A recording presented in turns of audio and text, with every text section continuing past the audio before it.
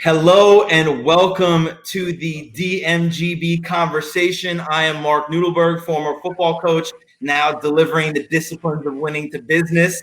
And this is the Doesn't Matter, Get Better conversation, where we talk to successful leaders in the community, in the world, about how they, have mental toughness to not get through the circumstances, or to get through what their circumstances and what's around them, and focus on being successful. So with me today is one of my mentors, one of my best friends, somebody that I love with absolutely my entire heart, Eddie Gran, offensive coordinator at the University of Kentucky. Eddie, welcome to the conversation. Wow, I'm fired up, man. Every time I hear your voice, you get me jacked. That's what makes your energy. And you know what? You affect other people, and you've always affected me. And I love you, and I'm honored to be on your show. I appreciate that, Eddie. And Coach Gran, Coach G, as he goes by to all of his players and all of his fellow coaches. Coach G and I worked together at Florida State. He was a special teams coordinator there. I was his grad assistant and his whipping boy for a few years until he brought me with him to the University of Cincinnati, where I became a special teams coordinator there and was able to continue my career. So I thank Eddie for everything that he's done for me, for all the principles that he's instilled in me. Tell people a little bit about yourself, where you come from, what you're doing, what your foundations are, and all that kind of stuff. Well, I'm originally from San Diego, and I'm kind of a wannabe redneck. For most of my career, I've been in the South, and I love the country. I've been fortunate.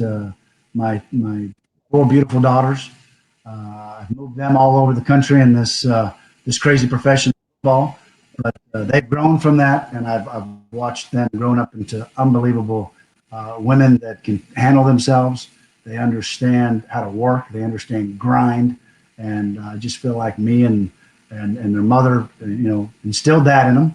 And spankings were okay, and sometimes they needed that, and they just understood that. And so I'm blessed to have them, and they're all working, and they're paying the rent, and they're doing things that you need your kids to do. I've been all over the place in this coaching profession, and it's been fantastic. I would like you to actually list that from start to finish right now. List every place you've been. Cal Lutheran University, Southeast Missouri State, East Carolina, the University of Miami, the U, University of Cincinnati, Idaho State University, Ole Miss, Auburn, Tennessee, Florida State, Cincinnati again, and the University of Kentucky, BBN. Let's go Big Blue Nation. Go Big Blue. I moved them around a little bit, and therefore became a 18-year end of a marriage. Tough times, bad deal, but I got it. I still am in great relationship with my ex-wife. It was always about the kids once this happened, and I was just there, and we have a great relationship, and it's about our kids. Just sometimes those things don't work. So in those circumstances, we made it work. This stuff that's happening now, it's crazy out there, and I'm doing everything. My kitchen looks like a war room right now. I've got letters that I'm writing to recruits. I've got this new Zoom stuff, and me, Coach Noodle, I'm not very good with this technology stuff. So I'm having to 30 minutes just to set up this interview. Easy. It took 2 minutes. But that's in a nutshell. That's kind of where I'm at right now. So backtracking a little bit, I want to keep this on track, and I know you got a tea time to get to because Lord knows it's important to play some golf right now. I want to talk about, number one, you've moved all over the country, getting hired, getting fired, moving all over. Those are circumstances that in the coaching world, I know you can't always control, and that's something that happens to people. And also getting dealt some personal life things that happen to you that create adversity. Talk to me about how you took through those times, what you focus on, how you continue to push your family through and go. So the biggest thing was that we lost one of our children. You know, she had a rare brain disease, holoprosencephaly, not a genetic uh, disorder or anything like that. It was a God thing. And they gave her a short period of time to live. And she lived almost 6 years. It was a miracle. She had they gave her 2 weeks to a month. Um, Long story short, in that, I had to choose. I was a mess. I was spiraling downhill. I was freaking done. I was depending on family, depending on friends. I had nothing to go on, nothing to hang my hat on.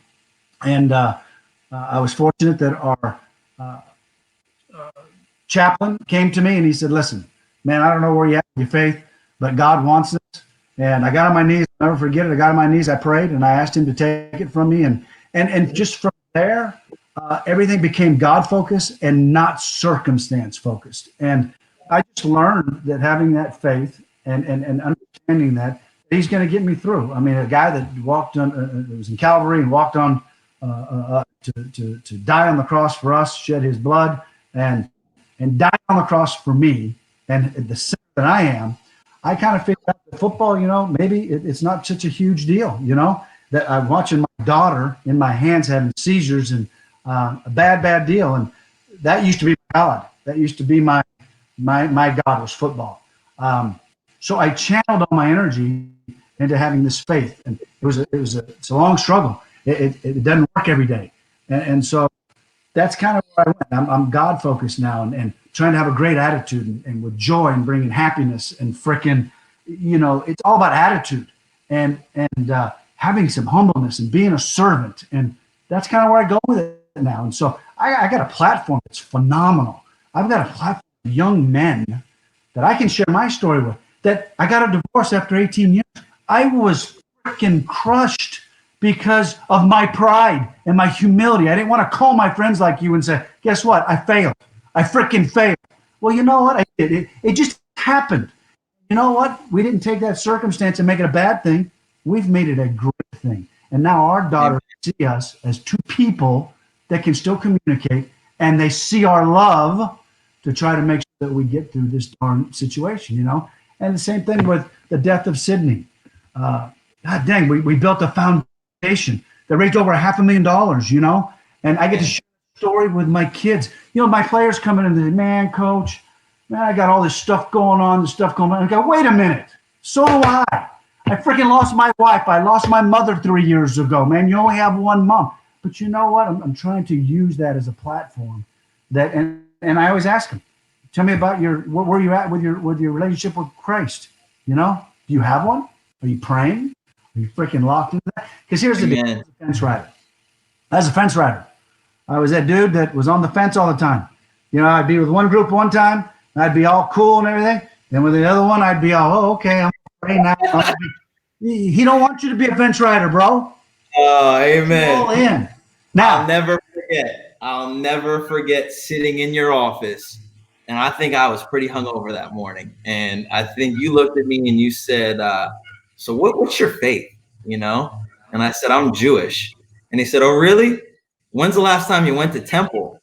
And I was like, "Valid question." I said, "Okay." He said, "Let me just ask you some questions." And you completely altered my life with bringing faith and putting faith first.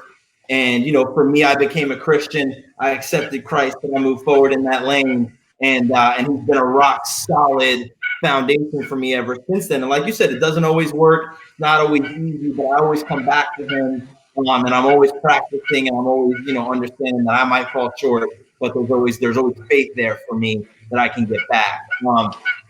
You're a really successful football coach. I want people to understand that you were one of the best special teams coordinators in the entire country. Kudos to Florida State 2012, #1 special teams in the country. Proud to be a part of that unit.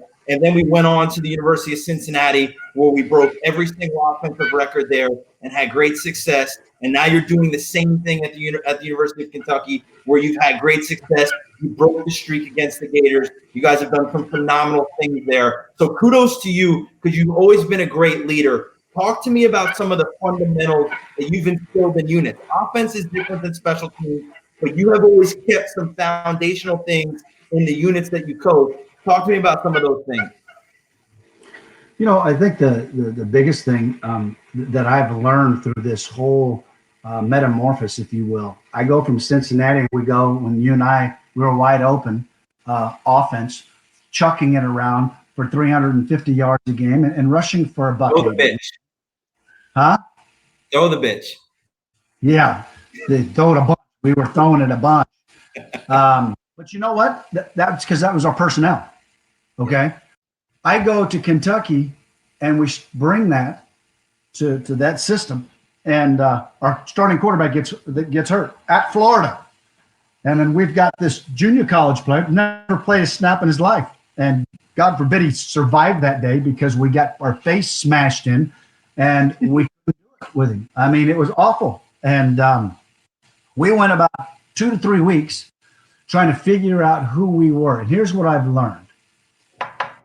Us in this profession, it's all about personnel. Don't do what you do, and what you think in your mind, okay, this is what I do, this is who I am, Eddie Gran. No, it's a bigger picture. You got to do what's best for the team. And so we started this RPO thing and running the ball. Our offensive line was our strength. Our running backs were our strength. So you know what we did? We got to this Wildcat thing, and we had 2,000-yard rushers. Never happened in the history before the University of Kentucky. We had 2,000-yard rushers, ripped off 6 out of 7, went to a bowl game, okay? And we go to the next year, everything changes, and so we just kept building on it, but knowing what our personnel was, we had to change with personnel. I think listening to your players. I was always like this, Noodle. I'm an old school guy, and Coach Stoops taught me something valuable. One, you better take care of the kids that are there now. So if you're in business, you better take care of your employees that are there now. You better freaking have a relationship with them. This whole thing's about relationships, and that's where I've grown. I've grown with these young men that now I'm bringing them in my office, and we're not having a 5-minute conversation. Man, we're having a 20-minute conversation, and I'm asking them about the family, and I'm caring for them, and Coach Stoops has really helped me with that, to just find out what's in their heart. And you know what? They'll do anything for you. And so it starts there with any company, with any team. You better have that relationship part, and it better be right. Because when crap hits the fan and you don't have a great relationship with them and they don't trust you, you got a 0.000 chance, Mr. Latarski. It's done. And so that's really helped me open up that way, and then just really learning to adapt. It's like the Navy SEALs, right? You better be able to adapt to your situation, adapt to what's going on right now in this coronavirus thing. I'm on Zoom. I'm having to adapt to this technology. I usually could say, "Hey, Noodle, I need help, Noodle." Yeah. Hey, Cody, I need help. I can't do that. Nobody's here. I'm here by myself. All this computer stuff, and I had 6 running backs on my computer this morning. We went through practice number 5, and it was freaking awesome. But I'm having to learn. But and it's like I told our kids today. We have to create right now a unbelievable routine and commitment that's going to take discipline. Okay, because you got to get their tail out of bed. You can't lay in bed all day and freaking think, okay, everything's going to be okay. They got to create a routine so they can come out with this commitment, okay? Because you got to be careful. Routine and commitment are totally different, okay? Talk to me about that. So, well, just committing requires discipline and following through, okay? Oh, God, I lost you. No, you're here. You're good. You're here. Can you see me? Yeah, I can see you. You're good to go. Keep going. All right. Keep going. Keep looking at it. You're good to go. And routine is something that you just keep doing every single day, day in and day out. And you think, okay, I've checked that box. I've checked that box. I've checked that. Bull crap. Man, it's discipline, commitment. You got to freaking do it with an energy. You do one thing every day. You either get better or you get worse. You don't ever stay the same. That's a freaking joke. That's a lie. You are lying to yourself. You get better or you get worse. So you know what? I talked to him this morning about that. We want to be better as a team in June when we get back together. Us collectively as a group, we have to have that commitment and that discipline. Get your tail up out of bed. Take care of your freaking tutor sessions, your mentors, your classes. Then go work out. And we've given them the tools, but now they've got to go out unfortunately in the front yard. They got to go out in their driveway. And this is old school as it gets. And they're going to have to do it. You're going to find out who wants it and who doesn't. Who's willing to, when the weight room isn't pretty and there's not loud music playing and you got to go back to your high school gym or you got to get in your front yard and do 100 push-ups, you're going to find out who's really committed to being successful and who's not. And that's exciting. It's exciting because it's also going to expose a lot of people, and you're going to really find out who your leaders are. You're going to be able to elevate those people, and you're going to be able to move forward. You know what I mean? Man, I think that's 100%. You'll find out who your leaders are, and you're going to find out who the guys are really committed and have that. You know, Coach always talks about in your company or in our team, we have 10% that are the war daddies. You have 80% are just the group kind of getting through doing it, and they're trying to do it right every day and all that. Then you got the 10% that aren't so good. Ain't gonna make it. And we got to get more of those 10% people bringing from the 80, and the 80 bringing from the 10 of the bottom. That's how you create a championship team, okay? Amen. We're going to find out who those guys are right now and who's going to be pulling. Man, we're back into old school Rocky, bro. In the meat locker, just pounding it out. You know what I mean? All right. That's what we're at. I love it. I love it. The things that you have put out there just in this 15-minute conversation are so relevant to the business world. You know, I spent a year selling advertising at ESPN West Palm. And when you talk about relationships being the fundamental to everything, and people just don't understand that. And it takes time to build a relationship and building rapport and understanding how to communicate with people, to ask questions that matter to them that aren't advertising relating. Find out who they are as a person, find out what makes them tick, find out what's important to them about their business in order to be able to help them, not just say, hey, I got a product for you that you should take. So that relationship piece, that goes far and beyond just building a team and building business. I mean, it's so intertwined. And, you know, I mean, to be able to sit with my dad now and be president of On the Ball Ventures and be taking this thing into a new world, it's super exciting to get back to that organizational mindset of understanding, you know, how Coach Stoops works as a CEO of a company and overseeing all three aspects and making sure that marketing is with sales and sales is with development and everything's happening at the right time. But that's kind of what we're being able to do right now is come into organizations and help build championship behavior within their sales team by teaching process, by teaching accountability, by giving them the tools. And then saying, okay, well, we're giving you the tools that we know are going to make you successful. If you're not willing to adopt the tools, then we know that you're not really bought in, and being able to help people identify who are the top 10%, who are the 80%. Because the top 10, everybody knows they got numbers. They're off doing it. But how do you get that 80% to buy in and grow? And then how do you figure out whether or not you can move that 10% into the 80%, or they got to go, you got to wax them, they got to get cut, you got to move on to a new one.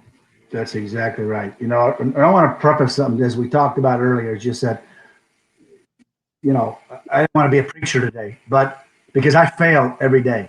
This thing of being a believer and a follower, you know, as you and I have always talked about, Satan's real, and he knows every weaknesses, and he attacks them every day. Okay, and I fail. I just want everybody to know that I fail. I fail a lot, but you know what? I have freaking. I know where to go. Like this stuff going on right now. People are whacked out of their mind. I mean, I don't get it. I hear you. But so I think faith, right? It's all about faith. Having faith and understand and just getting a little bit of his word, and you understand this is all happening for a reason.